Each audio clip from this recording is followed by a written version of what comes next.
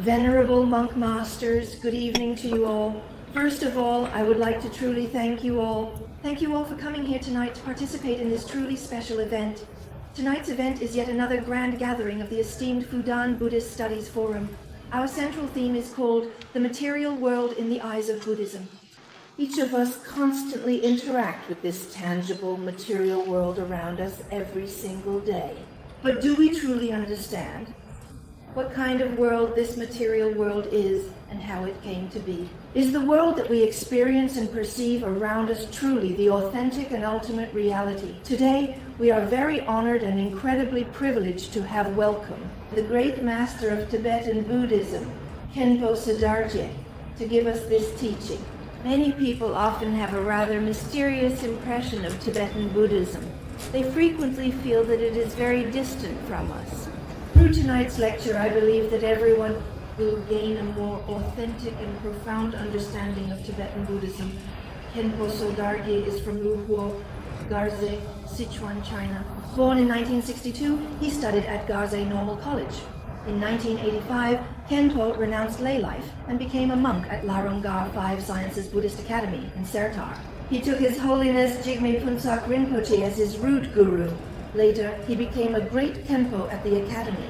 In 1987, Khenpo, with His Holiness and over 10,000 monastics and laypeople, made a pilgrimage to sacred Mount Wutai.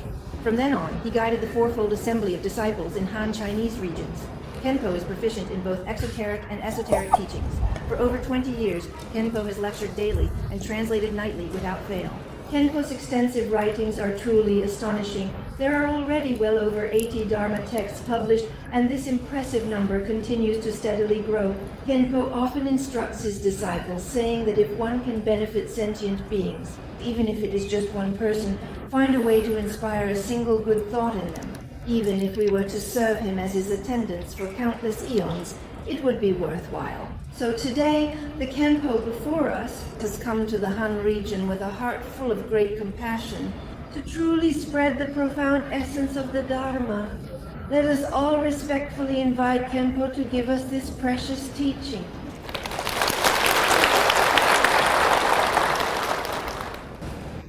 Homage to the great and most revered original teacher, the enlightened Shakyamuni Buddha.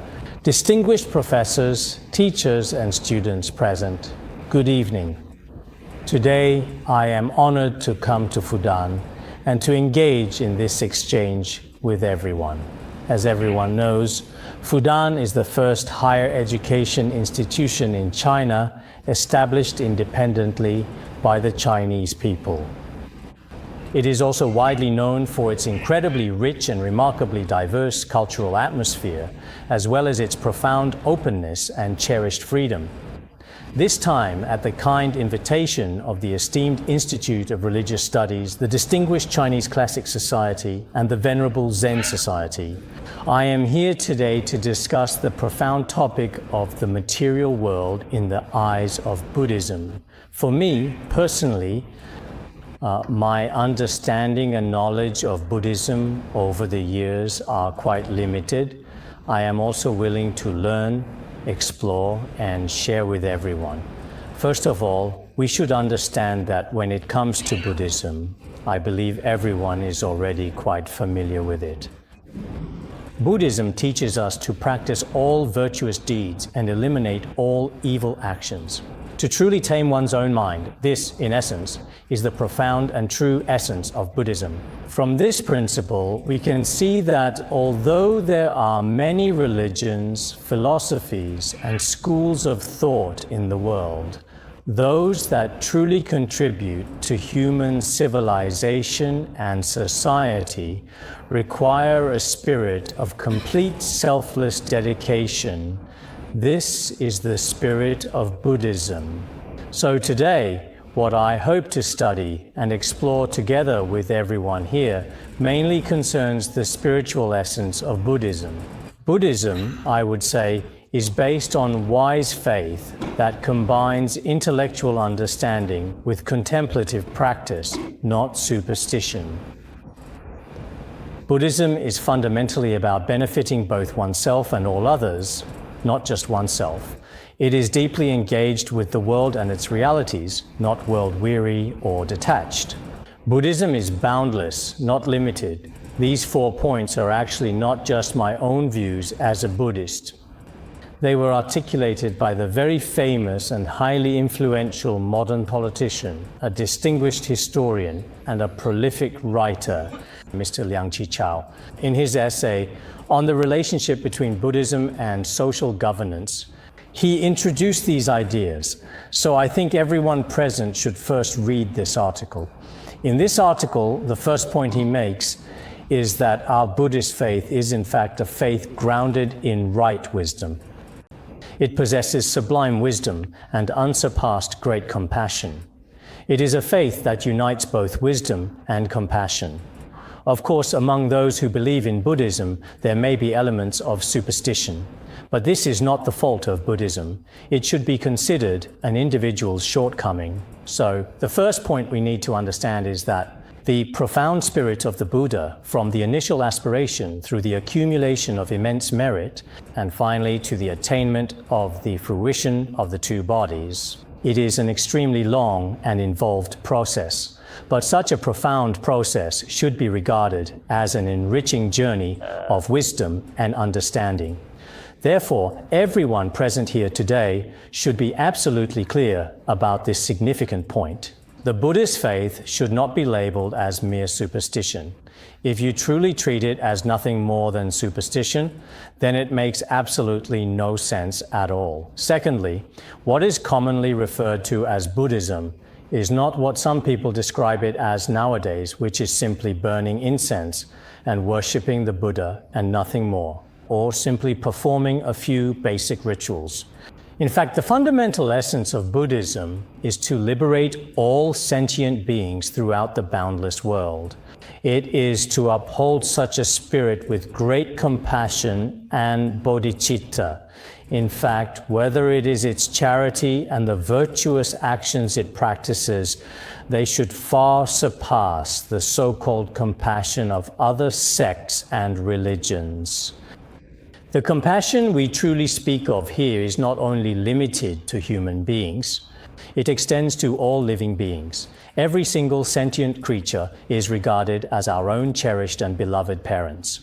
Such profound and boundless compassion invites meaningful comparison with both other spiritual traditions and religions.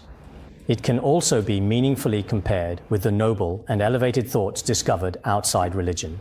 Thirdly, whether it is the practical Buddhist conduct or its intricate and profound philosophy, it is not, as some people claim nowadays, that when one encounters setbacks and difficulties in life, one escapes from the world and leaves society at such times, developing a sense of aversion to the world and choosing monastic life only when there is no way out. In reality, this is absolutely not the case at all. The spirit of Buddhism, one could truly say, is such that even if one were to fall into hell and endure boundless suffering, one would still accept it willingly. All the more so, how could one not endure the minor hardships of this world? Therefore, the belief held by some nowadays that Buddhism is about escapism or withdrawal from the world is a misconception and a misunderstanding. As everyone knows, in the philosophy of Mahayana Buddhism, for the happiness of a single sentient being and for the liberation of even one being from suffering, one is willing to give up even their most precious life. This can be seen in stories about the Buddha and in some touching stories of Buddhists, which make this abundantly clear. Furthermore, the fourth crucial point to consider is that Buddhism is truly boundless. It is not, as some contemporary materialists often claim, that after a person dies, it's like a fire going out, water drying up, or a lamp being extinguished, and suddenly there is nothing left at all. That is not the case. In reality, our lives continue unbroken in the mundane world, all the way until complete Buddhahood is fully attained. We are constantly circulating in the boundless and endless cycle of samsara. This principle is something that we can only truly understand after long-term research, study, and discussion. It is not something that can be resolved immediately with just a few words. It is not like that. I have read the general content of Mr. Liang Qichao's article before. Today, I would like to offer everyone a bit of encouragement and a gentle reminder. I genuinely believe that the esteemed intellectuals present here today are all profoundly knowledgeable and possess a significant degree of intelligence and profound wisdom. I am merely offering a slight, gentle hint, a subtle reminder. Many individuals will also reflect upon this in considerable detail. As for the founder of Buddhism, everyone knows that it is our teacher, Shakyamuni Buddha. Of course, the stories of Shakyamuni Buddha's past lives and the entire profound and intricate process of his initial aspiration, his journey towards enlightenment, are extremely rich, deeply meaningful, and abundantly inspiring. Perhaps many of you here have also diligently read about the countless eons over which the Buddha, the enlightened one, for the benefit of all sentient beings, made his aspirations and the entire process he went through. Around the year 2002, at that time, I translated a work called The Extensive Biography of Shakyamuni Buddha, the White Lotus Treatise. It was about 300,000 characters long. I spent about 5 months in Xiamen, secluding myself to complete the translation. During the process of translating, I deeply felt that when Shakyamuni Buddha was still on the path of training, he truly acted for the sake of us, countless sentient beings, so that today we could indeed open the eyes of wisdom and understanding. He even offered his own very body, sacrificing himself completely in exchange for such profound and crystallized wisdom. This truly gave rise from the deepest depths of my heart to an unwavering and absolute faith. So I think perhaps some people here might think that Shakyamuni Buddha was just like other famous figures in India, such as Gandhi or other well-known personalities, nothing more. But this is completely wrong. It's a sign of knowing nothing about the Buddha's life. So I think from the perspective of his compassion, from this angle, it is truly deeply moving. A Buddha like this, in fact, even people in the world today would acknowledge. He was truly a remarkable individual. The esteemed Indian poet, Rabindranath Tagore, who was also the very first Asian to be awarded the prestigious Nobel Prize in Literature, profoundly stated that Shakyamuni Buddha was indeed the greatest sage and the most profound philosopher in the entire world. What he said should carry a very profound and significant meaning. As for this particular kind of meaning, I truly don't know at what exact point.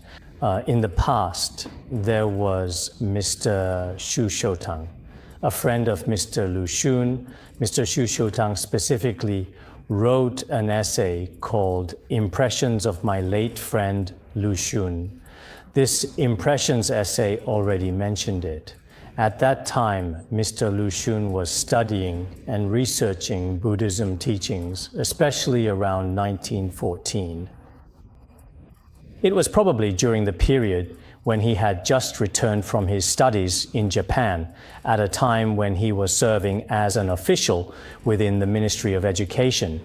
He was very eager to diligently find some valuable Buddhist scriptures. Indeed, on one notable occasion, in a single year, he managed to purchase an impressive 70 or even 80 volumes of these important Buddhist scriptures. And most of them were Mahayana texts. He kept buying works like the Diamond Sutra, the Life of the Buddha, the biography of Xuanzang of the Tang Dynasty, and so on. At that particular time, he once mentioned to the esteemed Mr. Xu Shoutang, expressing his thoughts. He said, Shakyamuni Buddha was truly a great and profound philosopher. He further stated, many of the difficult and challenging problems I frequently encounter in my life, he had already clearly and comprehensively revealed the answers to most of them long, long ago with remarkable foresight. He had already made them clear to us. He truly was a great and profound philosopher. This very significant phrase is now being widely quoted by many prominent intellectuals. The original, insightful text comes from Impressions of My Late Friend Lu Xun, a notable work. I used to deeply reflect on his profound questions because Mr. Lu Xun, although some of his words might not be entirely pleasant for later generations to hear, still offered significant insights. There are certain truths in them which later generations simply have to accept.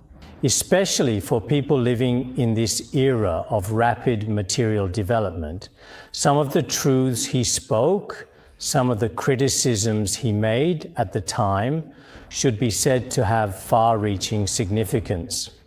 Therefore, I think that thinkers and writers like him, when they express such high praise for Shakyamuni Buddha's spirit, deep compassion, or profound wisdom, or for the complete doctrine of the Buddha, then other people in the world, those who know nothing about the Buddha's life, have no right to deny it.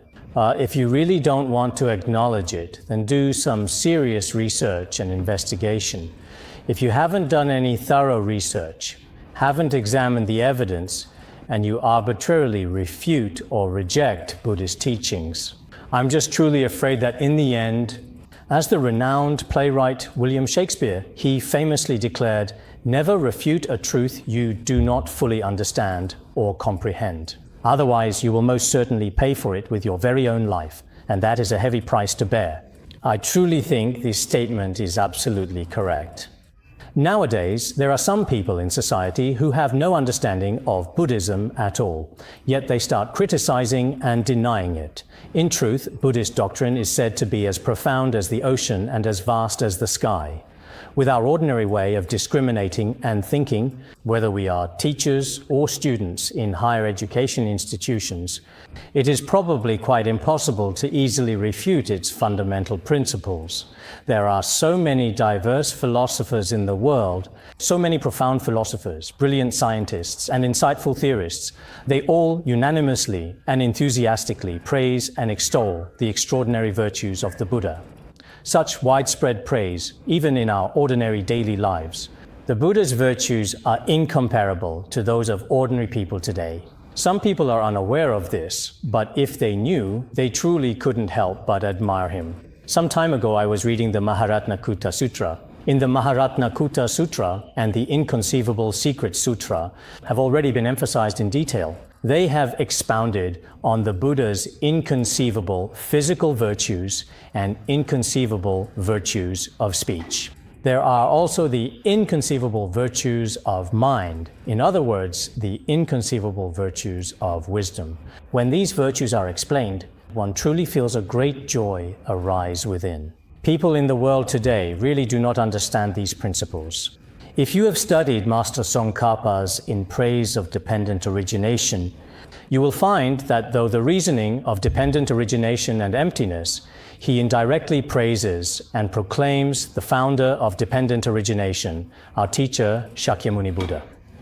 If we truly understand such principles, we realize that the Buddha was able to reveal the Dharma gate of dependent origination and emptiness in this world, something that is extremely and profoundly difficult for virtually anyone else in the entire world to fully explain. Perhaps there are some people who are not very familiar with Buddhism, and they might look at this particular issue with an uncomprehending and somewhat bewildered perspective. In fact, it's not necessarily the case that the Buddha is so great, or that his teachings are so profound and vast. Some people might think this way, but if you do, I sincerely hope that you will first devote yourself to deeply studying the profound and intricate principles of Buddhism.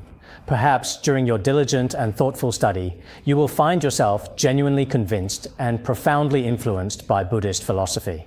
I once read a truly remarkable and illuminating book, which was aptly titled The Blueprint of Happiness.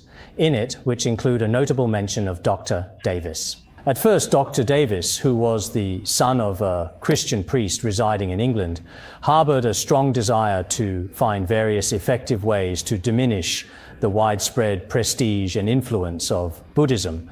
Consequently, he was resolutely determined to engage in rigorous debates with Buddhist practitioners. Later, he attended many esteemed universities and visited numerous monasteries to study extensively. After his profound studies, he was deeply convinced by the profound principles of Buddhism. Eventually, he became truly determined to be among the first to translate Buddhist teachings into English. His contribution to the West and European countries is truly indelible. This is widely known, And in this process, I believe that many people, perhaps in order to refute or deny the fundamental truths of Buddhism, they dedicate a considerable amount of time and effort to diligently studying and meticulously researching it. Ultimately, through this engagement, they come to fully and deeply comprehend the profound truths and principles meticulously taught by Buddhism. Therefore, I believe the very first and most crucial aspect that everyone should endeavor to understand today is indeed the immensely profound and truly vast nature of Buddhism. This is not about us Buddhists praising ourselves and belittling others. We should observe objectively from the standpoint of truth, approaching all spiritual traditions with an open mind. Ultimately, we will arrive at a genuine and well-supported conclusion. I think the profound teachings of Buddhism can be broadly divided into two main branches, Mahayana and Hinayana. All the esteemed teachers and diligent students present here today should be fully aware of this important distinction. The essential difference between Mahayana and Hinayana truly lies in the underlying motivation.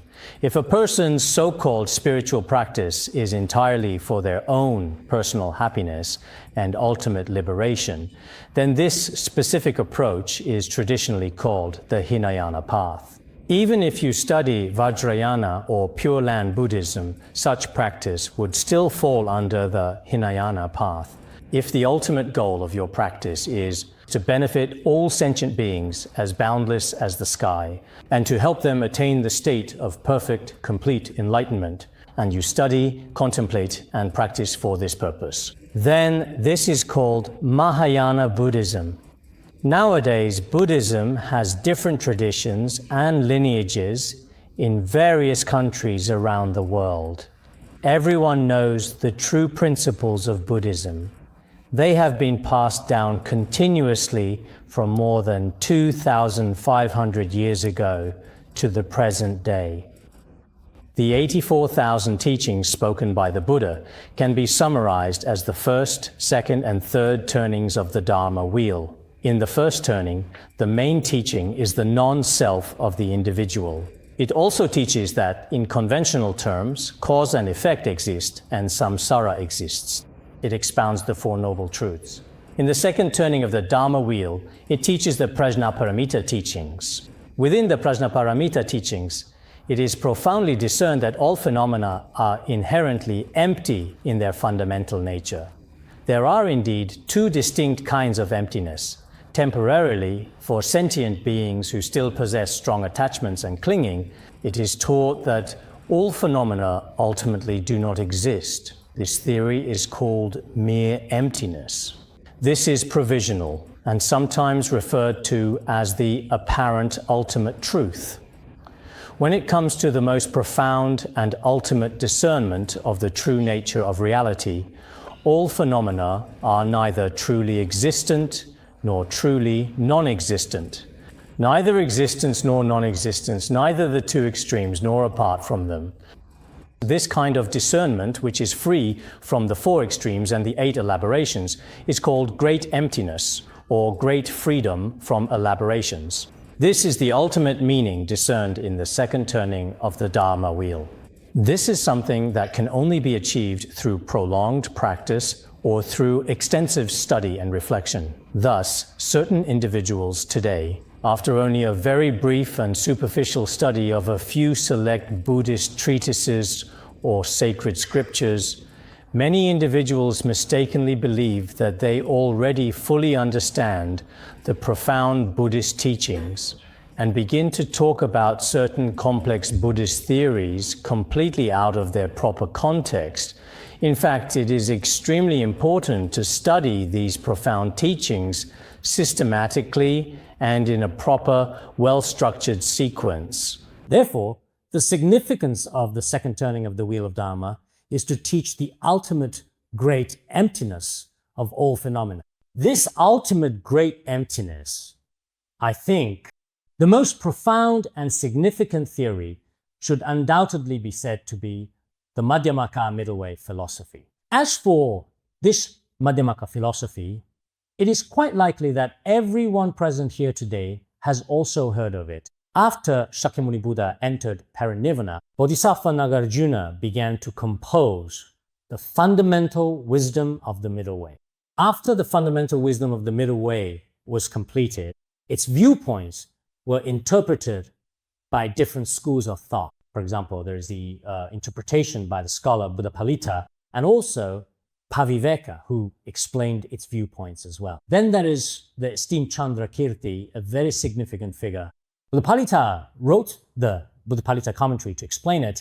Chandrakirti meticulously composed the significant work Madhyamakavatara and the comprehensive clear words commentary, while Paviveka thoughtfully wrote the profound Prajñāpāramitā, lamp of wisdom, specifically on Madhyamaka philosophy. During the process of interpretation, although there are the so-called Svatantrika Madhyamaka and Prasangika Madhyamaka schools, the Prasangika Madhyamaka school is actually a tradition established for those with sharp faculties. It directly asserts from the outset that all phenomena are empty. This emptiness is truly the great emptiness, not just a simple, mere emptiness. This profound concept is indeed comparable to the Southern school in Chan Buddhism. The Southern school also directly points out the true nature of the mind, indeed. For those with sharp faculties, the teachings of the Prasangika Madhyamaka are highly suitable. They are able to immediately enter into the state of this emptiness. The Svatantrika Madhyamaka school, on the other hand, first establishes that all phenomena are empty. This emptiness is also a simple emptiness, just a single kind of emptiness. In conventional terms, all things exist, but in the ultimate sense, there is only mere emptiness. As one progresses further, one gradually enters the Madhyamaka view of being free from the four extremes and the eight elaboration. Ultimately, the Prasangika and Svatantrika Madhyamaka schools, their views merge into one, much like how within the rich traditions of Chan Buddhism or the profound practices of Vajrayana, there are also distinct and recognized sudden and gradual schools of thought and practice. The relationship between them is quite similar. Most of the great masters and eminent monks in Chan Buddhism primarily explain and elaborate upon these profound principles from the Prajñāpāramitā Sutra, the Diamond Sutra, or the Platform Sutra of the Sixth Patriarch. Such lineages are quite similar to the Dharma lineage of the second turning of the wheel of Dharma. In Tibetan Buddhism, there are also sudden enlightenment schools as well as Madhyamaka schools. Within Tibetan Buddhism's Madhyamaka school, it can be said that in every Buddhist institute and monastery, there are very intense debates. Most of these debates are between the Prasangika and Svatantrika Madhyamaka schools. There are many different viewpoints that are debated. In fact, the origin of this can be traced back to the initial debates between the scholar Paviveka and Bodhisattva Chandrakirti. As we all know, the origins of their teachings trace back to the world's earliest universities. Nowadays, some great masters and scholars believe that over 2,000 years ago, the two earliest universities in the world were, one was Vikramashila, also known as Vikramashila, which was a university in southern India. But it no longer exists today. Many eminent monks and great masters also emerged from there. The other was Nalanda University, a prominent center of learning. In China, there were figures like the Tang dynasty scholar Xuanzang, as well as many others who went there to study and acquire knowledge. From Tibet, there were significant figures like the Venerable Atisha and the esteemed scholar Shantarakshita, all of whom originally came from the renowned Nalanda University. This particular kind of Madhyamaka thought has continued in an unbroken, enduring, and continuous stream, and has never been interrupted at any point up to the present day. Moreover, it flourishes greatly and profoundly within the rich lineage of Tibetan Buddhism. Sometimes I truly feel that no matter which debate courtyard I visit in Tibetan monasteries, I feel very envious. I really hope that in some top institutions, especially universities, such as Tsinghua, Peking University, and our own Fudan, these should all offer courses in Buddhist logic and debate. In fact, debate based on Buddhist logic can thoroughly dispel certain doubts in your mind and allow you to truly understand the profound and subtle realms of the Buddha's teachings deeply and comprehensively, thereby gaining insight. Just casually saying a few words isn't enough. I'm afraid the real truth cannot truly take deep root in one's mind through such a forceful approach. We also know that at Khenpo University, Peking University, and at various other universities, there are now some student societies. Within these societies, it's not just about forming a group or organization solely for activities. However, there should indeed be a systematic and truly genuine study of the profound Buddhist truths. Because if devoted Buddhists can consistently keep up with the fundamental truths of Buddhism, I firmly believe that the timeless truths of Buddhism will absolutely never fall behind the ever-changing time. This is something that can be readily and truly verified. Nowadays, abroad, whether it's Yale University, Harvard University, Oxford University, or Cambridge University, they all have well-established Zen societies and highly active debate research centers. Furthermore, there are also many influential Tibetan Buddhist masters and other significant spiritual leaders and scholars who frequently hold seminars on logic and Madhyamaka philosophy. I think that we Buddhists should not just pay lip service to certain words about doing good or some charitable ideas, or simply carry them out in a superficial way. For those who are kind-hearted but may not have particularly high levels of understanding, it is reasonable to put some Buddhist teachings into practice to do charity work and accumulate merit. But for those who are truly highly educated intellectuals, one must personally give rise to the realization of the true principles of Buddhism. Although it is very difficult for us to attain the level of a first Bhumi Bodhisattva or higher, to truly reach those extraordinary and inconceivable states, even as ordinary people, we can still develop genuine faith in the Buddha's inconceivable quality. The unshakable faith and profound wisdom spoken of in Buddhism, I truly believe we are capable of cultivating and developing them. Just now, during my insightful discussion with Professor Wang from our esteemed university, I was reflecting on this topic. There was a rather similar worldly connection. I had been ordained for a significant 25 years now. I became a monk in the year 1985. That was also precisely when I began my extensive studies at the highest and most prestigious university in Tibet, the Five Sciences Buddhist Institute, which can be considered a Buddhist university. I initially entered this esteemed school, diligently studying while also actively teaching various classes. It has now been a significant 25 years. As for Professor Wang, I also heard that in 1985, he began studying at Fudan University. He has always guided students in the Department of Religion, devoting himself to the study of religious truth during these 25 years. As we have thoroughly discussed and deeply explored together, we have both profoundly felt the subtle and truly significant aspects of Buddhism. Although this period of time can be considered quite long, nowadays there are some people who study for just a year or two and think they are ready to soar high, believing their own realization is extraordinary. Perhaps for those with especially sharp faculties, this might be the case. But generally speaking, it is still very difficult. As for our time, it's not exactly short, but it's not particularly long either. However, we all feel that studying the Dharma requires long-term research and dedication. You must have a strong willpower. You can't lose confidence just because you encounter one or two setbacks. Nowadays, some Buddhists are extremely enthusiastic at the very beginning full of 3-minute enthusiasm. But after just a few months or a few years, they completely disappear without a trace. At the beginning, they are burning with passion. You must have confidence, compassion, and even see through everything. Some people give up everything at home, at work, and all their affairs at once. I think that's unnecessary. In the Dharma taught by Shakyamuni Buddha, there are requirements for monastics and their requirements for lay people. Lay people are not required to give up everything like Milarepa did. Some people often ask me, isn't Buddhism about renouncing the world? Do we really have to practice like the Venerable Milarepa? I often tell them that the state Milarepa attained is the highest level of practice among Buddhist practitioners. But we are not required to reach such heights.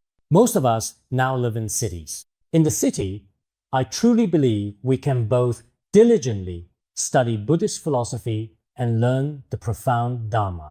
At the same time, we can fulfill our responsibilities as lay people and do what we ought to do.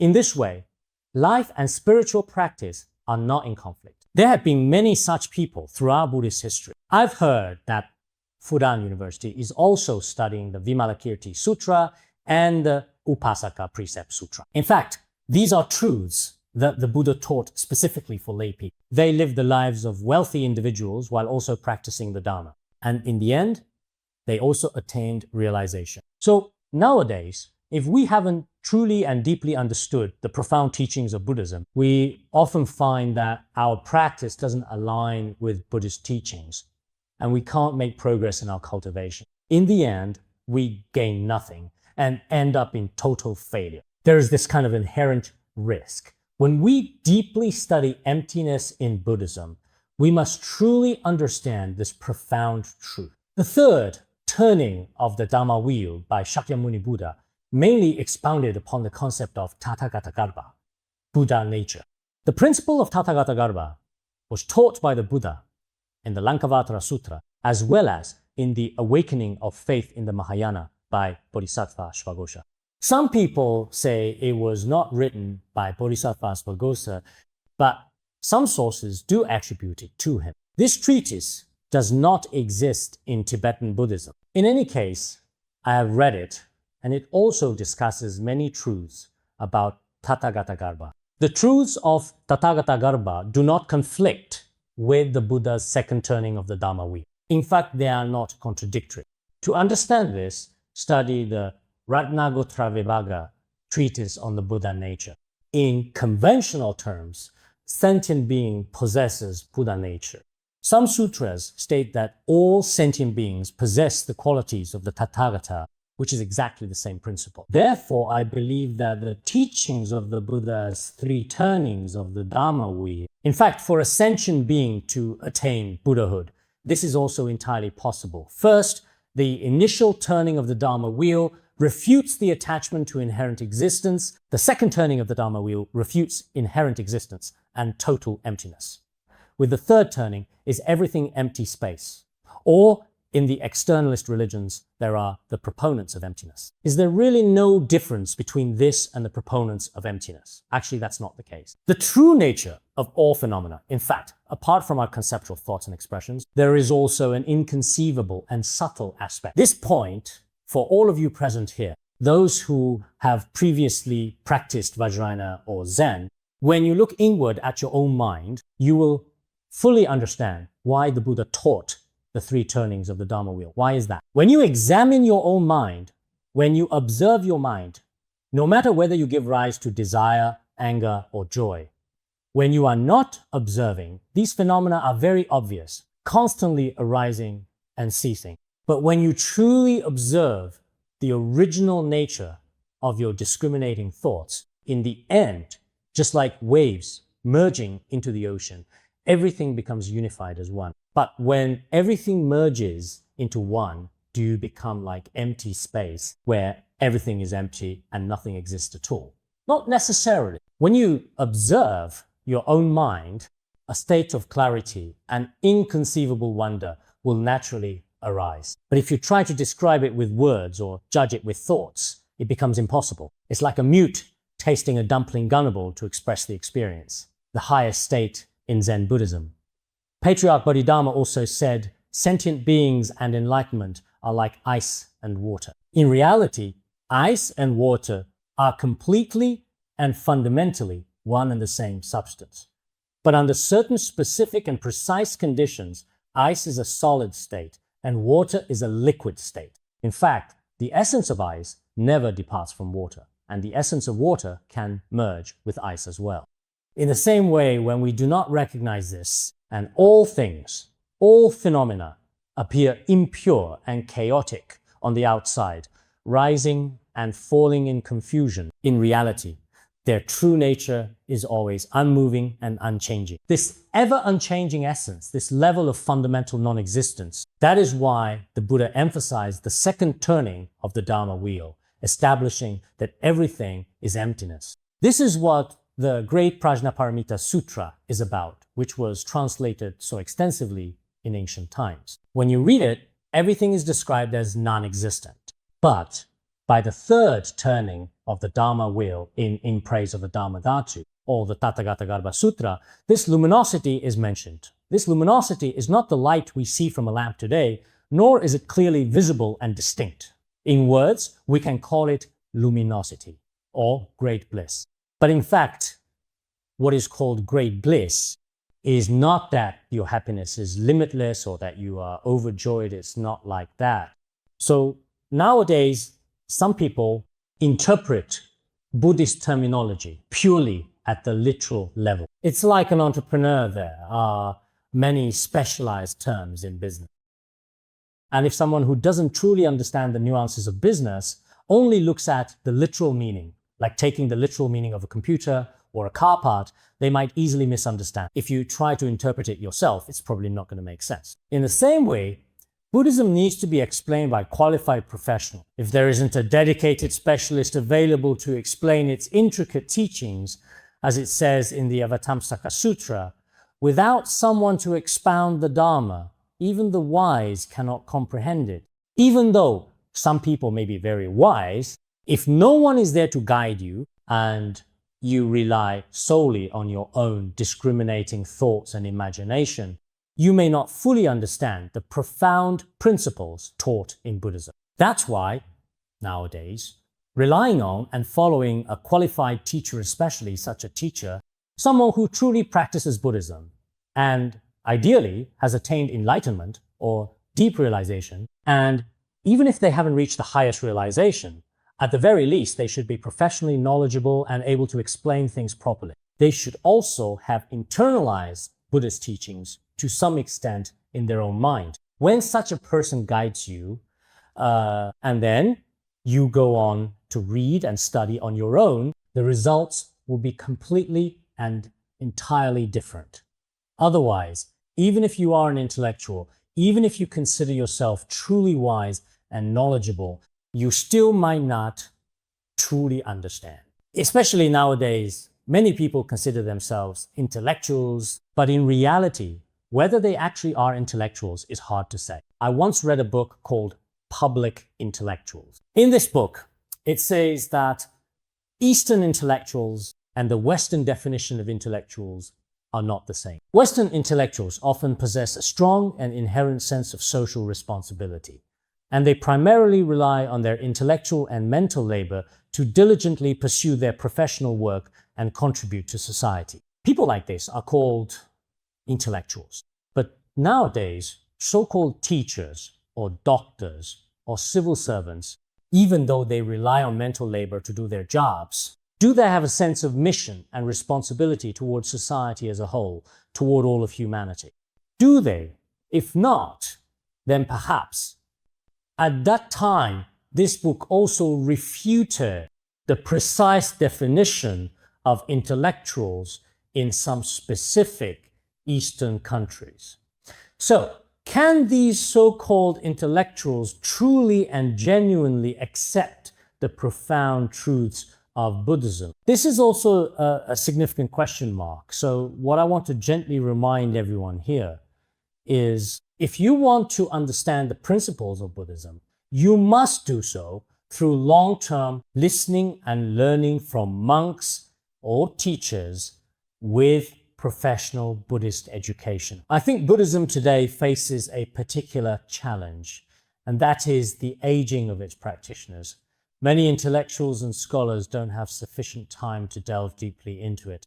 Some individuals may indeed voice a few opinions about it, but in reality, they haven't even thoroughly studied a single scripture, not even one, with any real depth or understanding. At the very least, as an intellectual speaking on behalf of Buddhism, one should have systematically studied 10 to 20 books. Only then does one have the right to speak. Otherwise, in any worldly profession, enterprise, or company, indeed, a certain profound level of competence and demonstrated ability is absolutely required to be truly qualified to take on an impactful leadership role. So here and now, we also earnestly want to call for Buddhism in the future to truly and sincerely hope to become much younger, considerably more professional, far more organized, and substantially better managed in all its aspects. Only in this way can Buddhism truly have hope and be promoted throughout the world.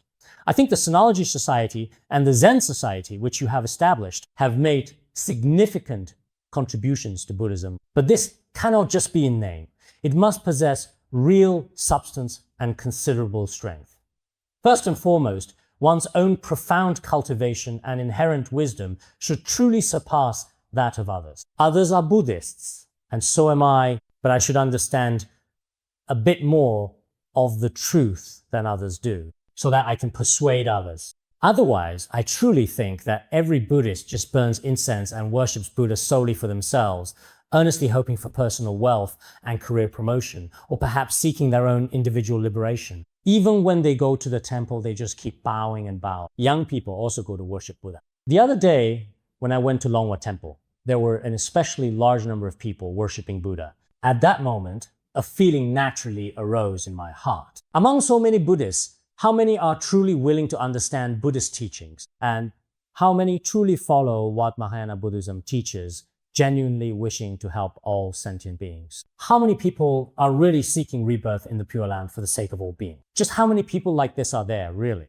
If all of us, if everyone who goes to the temple is worshipping Buddha with a selfish mindset, and even those of us studying Buddhism in universities are only Buddhists in appearance, or just doing academic research on Buddhism. But in reality, what the Buddha taught, whether it's dependent origination and emptiness, or great compassion and bodhicitta, or the inconceivable luminous state of Tathāgatagarbha, if we ourselves haven't even tasted any of these at all, then we are merely volunteers in appearance, but in fact, we ourselves have not yet experienced the most profound, subtle, and supremely peaceful, luminous, and unconditioned state of Buddhism. So how can I convey my inner feelings or my realizations and insights to those with a karmic connection? It is quite difficult.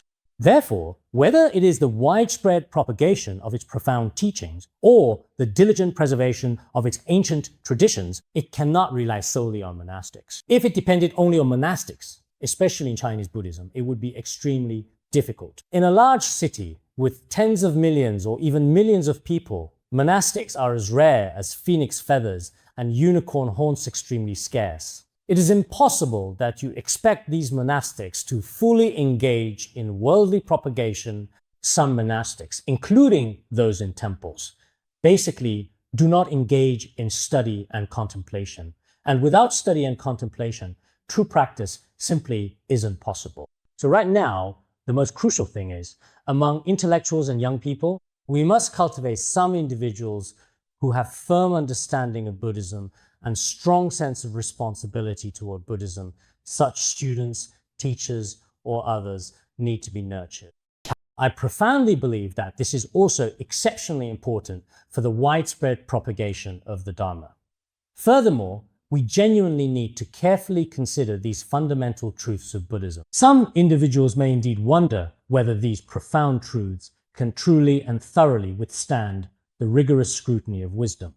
When we meticulously examine them, will the Buddha's profound theories be eliminated by modern science or by some of today's prevailing ideas? There's no need to worry about it. Indeed, for more than 2,500 years, so many brilliant and renowned scientists have emerged. Yet, despite their collective efforts, none of them have been able to definitively overturn or disprove it. Moreover, whether we look at the macro world or the micro world, no matter from which particular perspective or analytical framework we carefully examine and thoroughly analyze it, the profound theories of Buddhism can always be found to contain the fundamental truth. For example, from the perspective of the macro world, Buddhism's explanation of formation, abiding, destruction, and emptiness, whether it's about the profound formation of the entire world or its very existence and eventual demise, all these significant aspects are thoroughly addressed.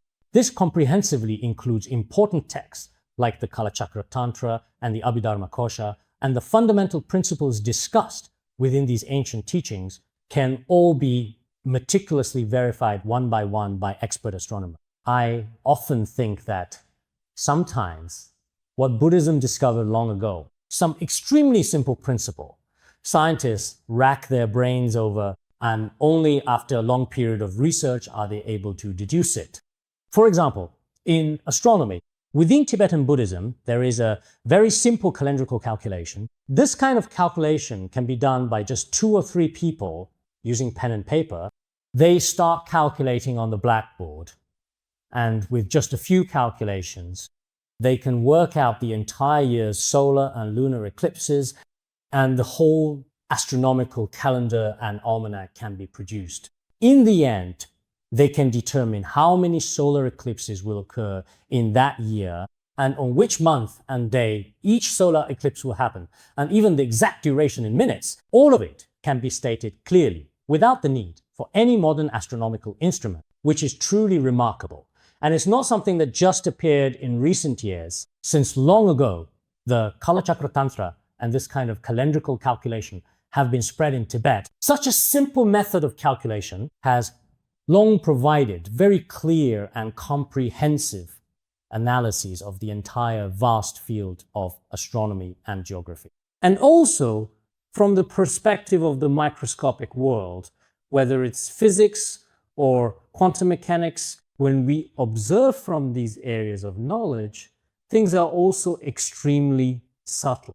For example, in Buddhism, there are the Vaibhashika and Sautrantika schools. The Vaibhashika school observes that all external phenomena are empty in nature, but when analyzing emptiness, they ultimately acknowledge the existence of indivisible particles. Indivisible particles, the smallest units in physics, you could say they are a kind of atom or atomic nucleus, very tiny things that exist. When observing consciousness, even the most minute instantaneous moments of mind are said to exist. This indivisible consciousness is considered to exist. The Sautrantika school conducts such analysis. These indivisible particles and indivisible moments of consciousness are also observed and acknowledged as truly existent. When it comes to the Yogacara school, further analysis is conducted. It affirms the existence of inner consciousness. But when it comes to the analysis of external phenomena, ultimately the existence of external objects is refuted. External phenomena are non-existent, only a luminous mind remains. Then, moving on to the Madhyamaka Svatantrika or Madhyamaka Prasangika schools, at this level of analysis, not only are indivisible external particles found to be non-existent, but even the self-aware, luminous mind itself is found to be utterly empty. At this point, whether it is the mind or the external world, all are determined to be empty in nature. After realizing emptiness, ultimately, in the grand scheme of existence, all phenomena can indeed arise from emptiness. In Chandrakirti's Entering the Middle Way, there is a line that says, "Therefore, though all things are empty by nature, they nevertheless arise from this very emptiness." Ultimately, from emptiness, all phenomena can indeed manifest and come into being. This is considered the highest theory of the Madhyamaka school of thought. Everything in the world manifests as the inconceivable display of dependent origination from emptiness soul is truly wondrous. This is what Aryadeva taught in the 400 verses on the Middle Way. The principle he explains is quite similar to what modern scientists say. For example, Descartes from France. In the end, he determined that all phenomena are empty in nature. Ultimately, he himself became very afraid. This is called a startling discovery.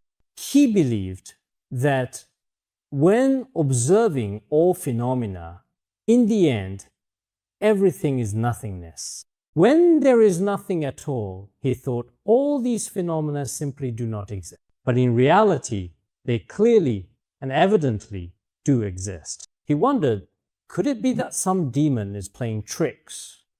Or is there something else deceiving us? Is it real or fake? Even I can't say for sure.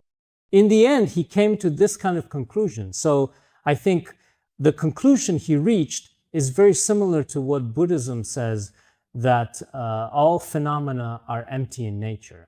In the beginning, physics, especially classical physics, when first introduced, the world had not yet discovered this principle. We all know that initially there were molecules and atoms, then protons, neutrons, atomic nuclei, all the way to quarks. Finally, when quarks were discovered in the 1960s by the scientist Gell-Mann, he had already won the Nobel Prize in physics. People believed he had discovered an especially subtle truth. In reality, the Buddha had already described this principle in numerous scriptures long ago. We sometimes interact with many physicists, intellectuals, and mathematicians from both China and abroad. When we have opportunity to communicate with them during some exchanges, no matter which specific field of knowledge is being thoroughly discussed, in actual fact, you can always find its profound essence within the teachings of Buddhism. For us, this truly isn't very new knowledge at all, but rather a timeless wisdom. Especially sometimes when I see those best-selling books in bookstores, for example, The Power of Now, The Secret, books that many people nowadays pay a lot of attention to. But after opening these books, in fact, it's just that the original stories from Mahayana Buddhism have simply been adapted in meaning. Actually, there's nothing particularly remarkable about it. Maybe this is just a sign of my own limited knowledge, but indeed, within the profound and expansive realm of Buddhism, there are truly countless all-encompassing and deeply insightful ideas that can be thoughtfully and comprehensively included in these significant works. Nowadays, some people genuinely feel that certain so-called astonishing and truly groundbreaking discoveries are dramatically shaking the very foundations of the world. For example, a few years ago, as everyone knows, the renowned book, A Brief History of Time, authored by the brilliant Dr. Stephen Hawking from the prestigious Cambridge University in the UK, is a profound treatise. This significant work he wrote has indeed attracted considerable attention around the world, especially among those studying physics and quantum mechanics. He once mentioned a discovery that originally when we observed matter, we found 3 dimensions, but now it has been extended to multiple dimensions, even up to 11 dimensions. If there are 11 dimensions, it means that with our naked eyes and ears, we simply cannot detect them. There are still many, many things that exist. When we perceive a 3-dimensional object or an image, in actual reality, it's merely just one particular aspect of it. Behind it, there are numerous profound essences that the unaided naked eye cannot fully perceive or comprehend. I'm thinking about this principle in the Avatamsaka Sutra. It speaks of a mustard seed containing Mount Sumeru, one thought transforming 3,000 worlds, and also within one speck of dust are countless Buddha realms, each realm containing inconceivable Buddhas and so forth. Completely aligns with the Buddhism's descriptions of such a mysterious world. The Buddha had already, in the Buddhist scripture, especially in the Mahayana sutras, such as the Avatamsaka Sutra and the Lotus Sutra, in these texts, they describe the principles of the world, microcosmic, macrocosmic, and so on, in extremely fine detail. After the 15th century, when the microscope was invented, people found it especially astonishing. There are many bacteria in water. This was considered extremely rare and remarkable. But in fact, Shakyamuni Buddha had already spoken about this in the Agama Sutras, saying there are many tiny creatures invisible to the naked eye. He also mentioned this in front of Venerable Ananda. There are many, many tiny creatures in water that are invisible to the naked eye. But you don't need to worry. As long as you rely on your naked eye, Just avoid eating the creatures you can see. As for the other microscopic organisms in the water, even if you were to drink them, it genuinely does not count as intentionally taking a life. So there are indeed many such Buddhist principles that are quite similar to this one. I believe that a significant number of people would find them to be truly worth examining. In the process of examining them, you may come to further realize the profoundness and vastness of Buddhism. The profound aspects of Buddhism are explained through the philosophy of emptiness by Bodhisattva Nagarjuna and Chandrakirti. Later, scholars like Shantideva and Shantarakshita expounded on these theories. As for the vast aspects, they were elucidated by scholars such as Vasubandhu and Asanga. They continuously and completely propagated the Indian lineage in Tibet. Nowadays in Tibet, as well as among intellectuals in some Western countries, they also have a particularly strong aspiration for the profound and vast teachings. I often meet university students and professors from abroad, and they study remarkably well. Sometimes I even feel quite embarrassed in front of them, whether it's about their meditative realization or the theories they have learned. Indeed, these teachings are profoundly advanced and deeply profound. Most of the esteemed Dharma friends present here today should be devout Buddhists. There are also some individuals who do not actively study Buddhism. We should maintain a very fair attitude and observe with objective wisdom to truly understand how Buddhism views the material world. In fact, Buddhism teaches that all phenomena are empty in nature. So, since everything is empty, does that mean all actions in the world are meaningless? Does it mean there's no need to do anything? That's not the case. Buddhism says that in the ultimate sense, everything is empty in nature. However, in conventional terms, all phenomena do exist. Some people in Han areas can't quite grasp the relationship between the two truths. As a result, if they think everything is empty, they end up doing nothing. If they think things are not empty, they become extremely attached. They are never able to properly handle the relationship between these two. This is because they haven't studied the treatise on the two truths, or the sword of wisdom that clarifies meaning. After studying these treatises, you should understand in what context does Buddhism advocate emptiness? How should we comprehend this level of emptiness? When we speak of non-emptiness, we cannot simply regard this as attachment. So, after understanding emptiness in this way, what significance does it have for you? In fact, in real life, the Buddhist view of emptiness is truly meaningful. Even though you live a worldly life in the conventional sense, if you have some understanding and realization of the principle of emptiness, then whether it's emotional issues, family problems, or work-related matters in your daily life, many problems will become much easier to resolve when you deal with them. Indeed, in this world, no matter what happens ultimately, you shouldn't see things as too inherently existent. If you become too attached, the greater your attachment, the deeper your afflictions and suffering will be. In Tibetan Buddhism, there was a great Buddhist scholar named the omniscient Longchenpa. In many of his treatises, he said, the more you truly cling to something, the more intensely the suffering it brings you will inevitably become. Therefore, in your daily life, it is very important to gain some deeper understanding of the profound teachings on emptiness. In this way, whether it's dealing with problems in this very life or practicing virtuous deeds, it serves as a powerful driving force. Otherwise, sometimes I look at people in the cities. Not that I think I have attained some high level of realization, but perhaps many people feel the same way. Many people living in cities, in reality, their lives are just like that, nothing more. Every day is just busy and hectic. Every day is just going to work and coming home, going to work and coming home like grasshoppers, always without direction, aimless. What is the purpose of human life after all? There's a book called Sociology, the New Synthesis, that's been a bestseller since the 1970s. In that book, it says that when a person reaches 35, only then do they start to ask themselves, what is the purpose of my life?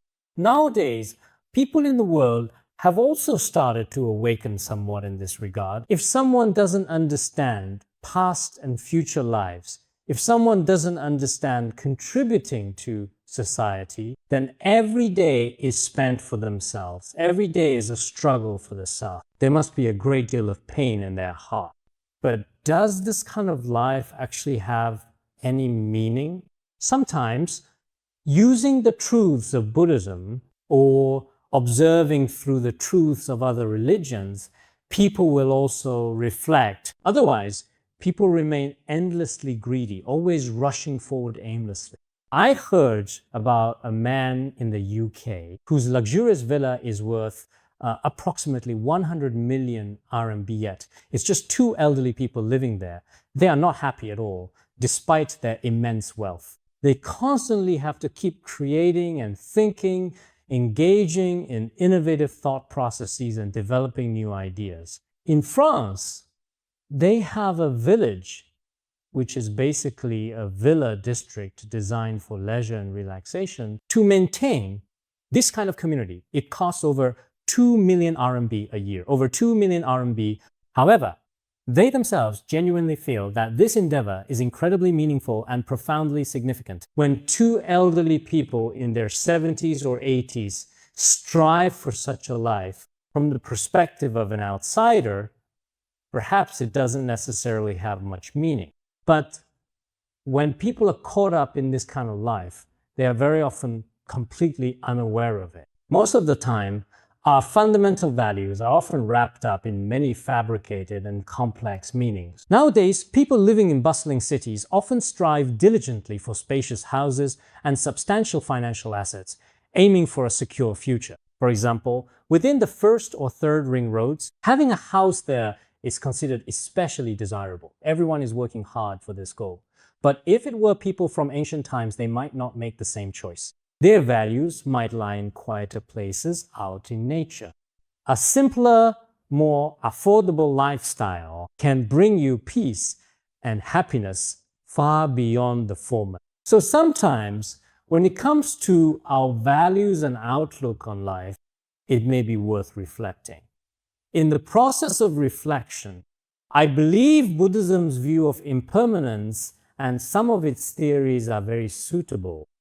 This is not only a teaching for monastics, but especially relevant in today's society, where people's thoughts are extremely chaotic, and in such a diverse and often challenging society, Buddhism is truly like a refreshing nectar.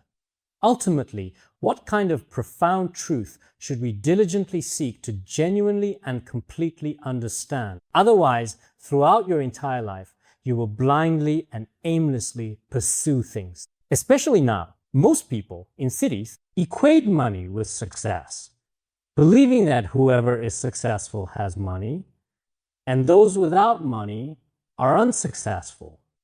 Using such a symbol to make judgments, this is just one of our many common illusions. When human illusions reach their extreme, indeed, as Einstein once said, all time, space, and matter are nothing but illusions of the human mind. Of course, this is an analysis from a very high theoretical level. But looking at people's values today, there truly are some things that are not particularly worth pursuing. Some teachers in higher education institutions also feel this way. Having a cup of coffee, reading a book, and spending a leisurely day, this is one of life's pleasures. This is a kind of happiness in life. But compared to the thrill gained from being surrounded by money, which one is true happiness? This is something you need to observe for yourself. So sometimes, as Buddhism teaches when reflecting on life, you need to observe what achievements will a person attain? What is the ultimate goal? Of course, this is an observation of our present life. If we are unaware of future lives, then just as stated in the Nirvana Sutra, not knowing future lives, there's no evil one wouldn't commit. If you don't know future lives exist, the karma created may be even more astonishing, even more frightening. Most people know nothing about future lives and only try to understand them blindly. This is indeed our mistake. I have also compared and examined many treatises and scriptures. In the end, I also discussed with many intellectuals, including some outstanding scholars in the field of life sciences. But truly, there is no reason at all to say that past and future lives do not exist. And there are indeed solid reasons and evidence that past and future lives do exist. Of course, this existence isn't something I must immediately point out directly. Let alone past and future lives, even tomorrow or the day after, is hard to explain clearly with words. There's a certain difficulty. This is the subtlety of logic. But nowadays, many are unaware of future life, which is especially frightening. As intellectuals, many should take note of this and observe it carefully. I know that many of the college students here live a very simple life in university. They are full of ideals, full of hope, and they pursue their life goal. I often meet college students, and sometimes I have an indescribable feeling.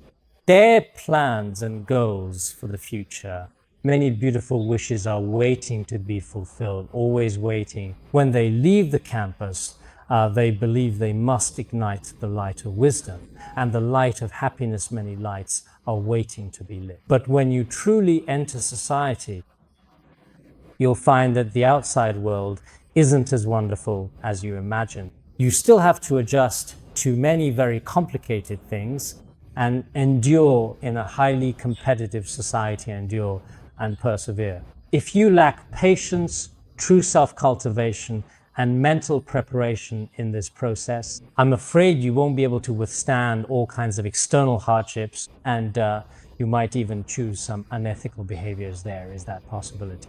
So I truly think that in this current era, where money and material wealth are so incredibly rampant and pervasively influential, people's fundamental values and their moral compasses are increasingly heading toward a significant and concerning decline. At this critical juncture, there are indeed many profoundly insightful and discerning individuals who are working to rescue our traditional culture and religious culture. This truly requires the immense power of organization, collective efforts, and the unwavering dedication of individuals who are genuinely willing to selflessly contribute their time and energy. Only then there is a real and lasting hope for complete and total restoration. Overall, each of us, in the end, according to Buddhism especially, in the Gelugpa and Nyingmapa traditions of Tibetan Buddhism, practicing impermanence is very important. Practicing impermanence doesn't mean you should become disillusioned with society, but rather it means making plans for many aspects of your own life. This is something that even people in the secular world do. I once read a book titled Harvard Psychology Course. In it, there was a truly compelling story about the prestigious Harvard University, where a distinguished professor named Jay had diligently taught at the renowned business school for a significant period of 9 consecutive years. Later, when he was preparing to leave the school, as he was about to depart, his students were reluctant to see him go and really didn't want him to leave. At that moment, the esteemed professor told them a captivating story. I'll briefly describe its essence. The narrative was about a prominent company president named Watson. One time, Watson suffered a very serious heart attack. When he went to the hospital for an examination, he was told that his condition was very serious and that he absolutely needed to be hospitalized for treatment. But the president himself said, I run such a large company. If I go to the hospital or if I take time to see a doctor, then I won't have any time. And how will such a huge group under me continue to operate? It's impossible. He insisted on leaving and refused to be hospitalized for treatment. At that moment, there was a doctor who was very skillful and also compassionate. He said, if you really don't have time for treatment, could you spare a short while to go out and have some fun with me? He replied, that I can do. Then he got into the doctor's car and they drove out to a remote area, to a place with graves. When he saw all those graves, the doctor said to Mr. Hua Sheng, "Look at these solemn graves. The individuals buried here, each one of them once had their own cherished families, their deepest wishes, and their most profound dream. And whether it is you or me or indeed anyone else, no matter who it is, in the end, everyone will end up like this, and this time doesn't last very long." Of course, you say now that you don't even have time to see a doctor, but if that's truly the case, there is absolutely nothing that can be done about it. However, you should know and understand, even if you personally don't exist, the entire earth will keep turning as usual. You should seriously consider that fact. Afterwards, his entire mindset immediately brightened. When he got back, he was immediately hospitalized for treatment, and in the end, he fully recovered.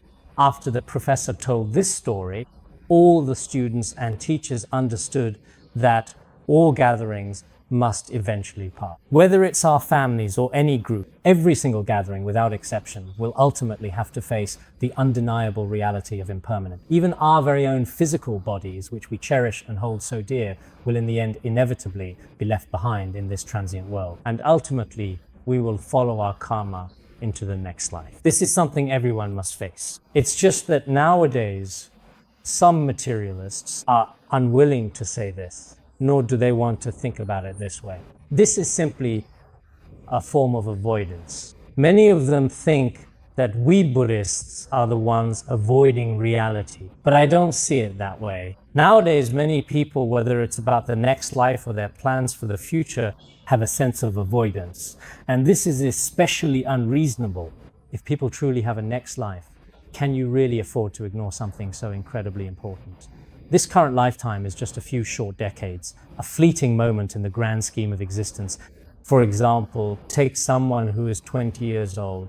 At most, you'll leave this world in 40 or 50 years. But after you die, how many tens of thousands of years, how many lifetimes will be? And in all those lifetimes, your happiness and suffering depend on this life. So the most profoundly important aspect of the practice of Buddhism now is to genuinely care about the next life.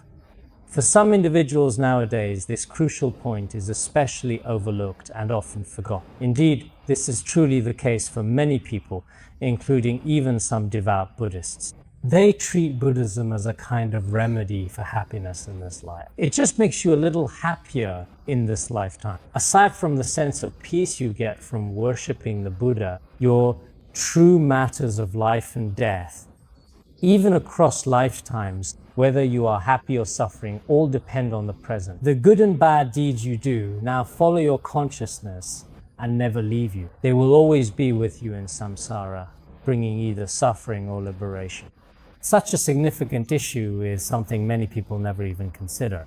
Sometimes it feels like in this world, just as Master Chandrakirti said in his commentary on the 400 verses on the middle way, all the people in the entire country have taken a drug that makes them delirious. Everyone except the king has taken it. Later, even the king had no choice but to go along with them. People in the world have a particularly confused feeling. Of course, perhaps some individuals think this is a kind of pessimism in Buddhism. This is a kind of backward thinking in Buddhism. But that's not the case. Indeed, whether you admit it or not, regardless, past and future lives do exist. If they do exist, then do we have any plans for the endless journey of our future lives? When it comes to the later years of our lives, it is understood that everyone has medical insurance and retirement insurance. But what about insurance after you pass away? Have you ever considered eternal happiness or suffering after death? Of course, if others don't want to think about it, that's understandable, because they don't have this belief, they don't have this awareness. We should understand that. But we call ourselves Buddhists, even Mahayana Buddhists. Some of us have even formally taken refuge in the Buddhist faith. Yet we never think in our hearts about whether we will experience suffering after we die. This is a very serious issue, even though in Western countries, including some Buddhists in the United States, they don't want to hear about this.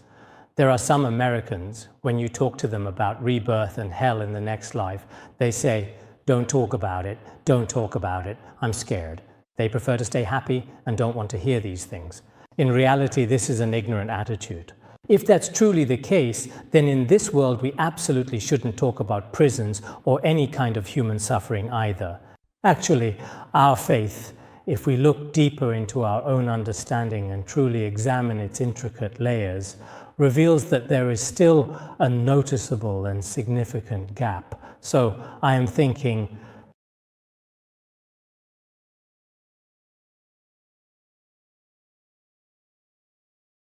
today, what I'm doing with everyone here isn't really a formal speech, but more of a casual discussion.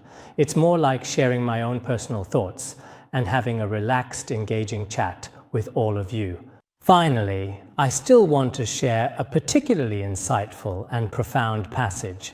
It was thoughtfully written by Zhu Qingxi, the distinguished former president of the prestigious University of Science and Technology of China, and a highly respected academician of the esteemed Chinese Academy of Sciences. And I have read this article. It's called Physics Steps into the Realm of Zen, Dependent Origination and Emptiness. But it also analyzes the current role of some forms of materialism. Many individuals, unfortunately, do not genuinely seek spiritual happiness, but rather exclusively pursue material pleasure. This is indeed one of the primary reasons why the fundamental values in many Eastern and Western countries have significantly changed over an extended period of time.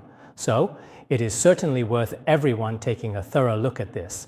After carefully reading it, in terms of some profound Buddhist theories, or perhaps some fundamental Buddhist values, it should prove to be quite helpful and genuinely beneficial.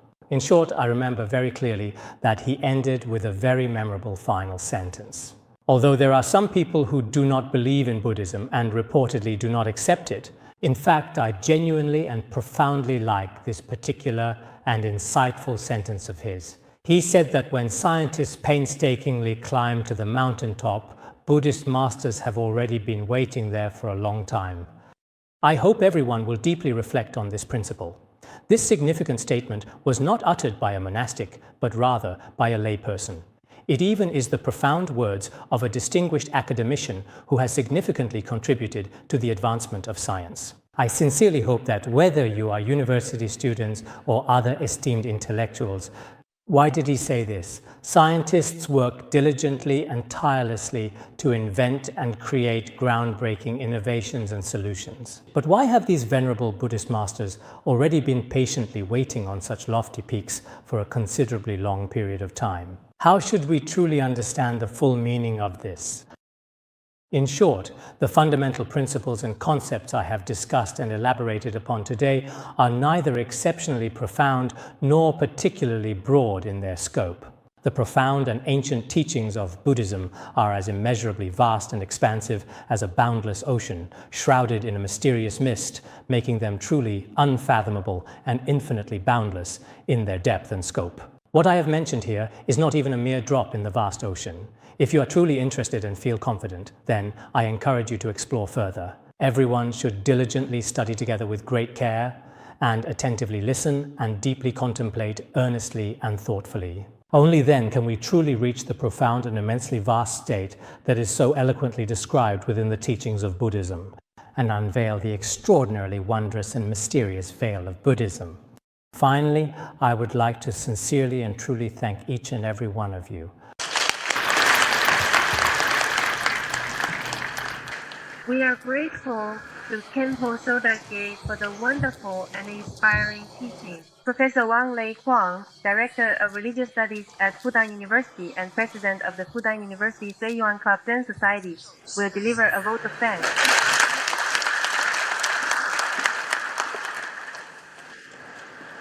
Respected Khenpo, more than 20 long and significant years ago, when the practice of religion in China was just beginning to emerge and was being carefully and thoughtfully revived from the ruins and desolation of the past, there were two books that attracted the attention of the intellectual community. Both of these were from the 1930s and 1940s. One was Buddhism and Science by the mathematician Wang Xiaoshu. The other was written by a university professor, UGPL, titled A Scientist's Report on the study of Buddhist scriptures. These two important books, after the end of the Cultural Revolution, during the reconstruction of Chinese Buddhism, these two books were republished, had a significant impact among intellectuals. But these two books themselves were products of scientists. Because as we all know, in the 20th century, with the development of the natural sciences, people developed a reverence for science and the worship of material progress. As a result, all religions and traditional thought had to be validated by science in order to gain legitimacy. Now, let's look at Khenpo's lecture to us today. I noticed he quoted a saying from University President Zhu Qingxi, who said that when scientists, after enduring countless hardships, finally reach the summit of scientific achievement, they find Buddhist masters have been waiting there for a long time. So, what kind of stage is this? This is a matter of perspective. We notice that today's topic is the material world in the eyes of Buddhism. In the same way, we can look at the knowledge society and our daily lives through the eyes of Buddhism. So, the key is to have vision. Wang Anxi has a famous poem, "Do not fear that floating clouds will block your eyes, for you are already standing on the highest peak." The reason we cannot see the true nature of things is that this pure and perfect world, in the eyes of us ordinary people, appears broken, a world full of deception and trickery. The key lies in our limited perspective, which is why Buddhism speaks of the 5 types of eyes, the physical eye. What it perceives is actually a world of suffering and fragmentation, a jungle society, a jungle world full of deception and trickery. This is the first level, the world as seen through the eyes of vulgar materialism. Then we pursue a second, higher level mysticism, one filled with a sense of the supernatural, what is called the heavenly eye. These two levels are both worlds perceived by ordinary people. That's why we need discerning wisdom eyes. With these eyes, we can see the true nature and emptiness of the world. However, emptiness does not mean nothing exists. It is not about escaping or abandoning our responsibilities to society.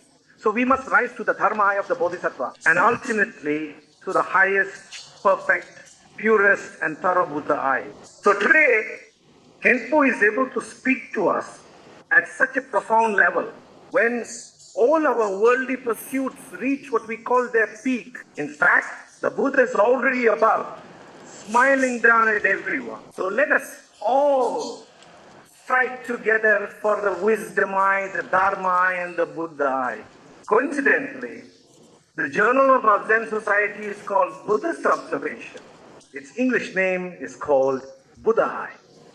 Let us, with a truly higher perspective, reflect deeply on ourselves together, to reflect on this society, to reflect on this world, because with such a vision, this kind of insight, this kind of magnanimity, the world it perceives, only then can we truly work together to build a harmonious world. Those who can expound the truth and teach the Dharma will surely be able to greatly advance social harmony and the progress of all human society. We hope that such lectures can continue to be held. We hope to have speeches from high-level masters that can promote the prosperity of our academic community and advance the progress, harmony, and peace of Chinese society. Once again, we thank Khenpo for giving us such a wonderful